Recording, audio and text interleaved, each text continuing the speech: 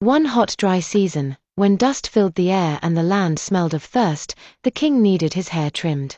He sent word across the kingdom, "Bring me a barber." But none dared to come, for it was said that every barber who entered the palace was sent away, never to be seen again. Still, a young man named David stepped forward. He was simple, honest, and gifted with gentle hands.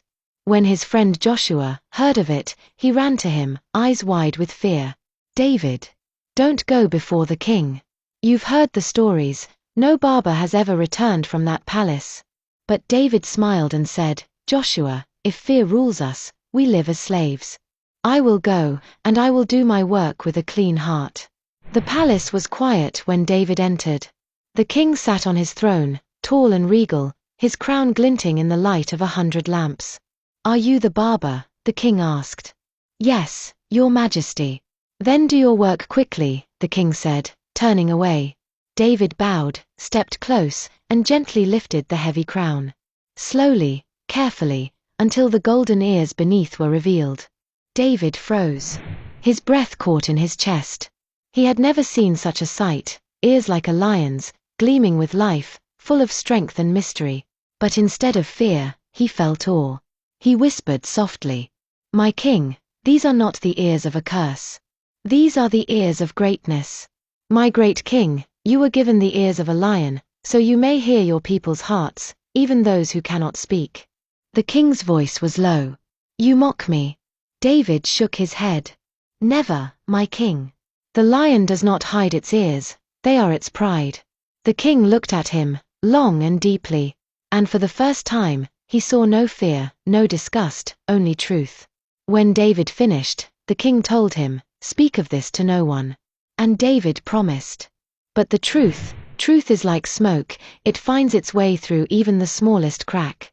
David couldn't keep the secret any longer. One evening, he went into the forest. He leaned close to a hollow bamboo and whispered, "Our king has the ears of a lion, and they are beautiful." Then he sealed the bamboo and left.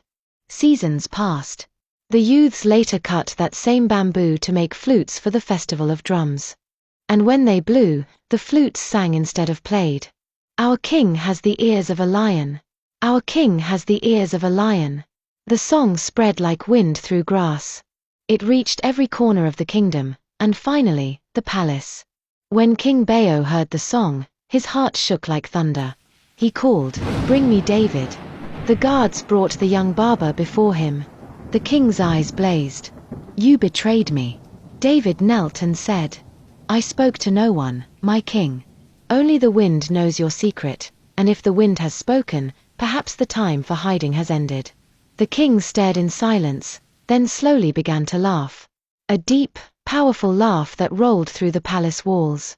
He rose from his throne, lifted the crown, and said, "If the wind has told the truth, then let all the people hear it." He stepped out onto the balcony, where the people had gathered, singing the song. The king raised his arms, and removed the crown. The crowd gasped. His golden lion ears gleamed in the sunlight, radiant and proud. Then, from among the crowd, an old woman lifted her staff and cried, "Kabi easy. The king who hears his people even before they speak. Long live the lion-eared king." The people cheered until the ground shook. From that day forward, the king never wore the heavy golden crown again. Instead, he wore a simple leather band, light, humble, true. And in gratitude for his honesty and courage, he made David his royal advisor. King Bayo ruled better than ever, for now he ruled not from behind gold, but from within truth. When people later asked why he had hidden his ears, he smiled and said, "Because my parents feared what people would say. But I have learned, so no one can shame what the divine has given."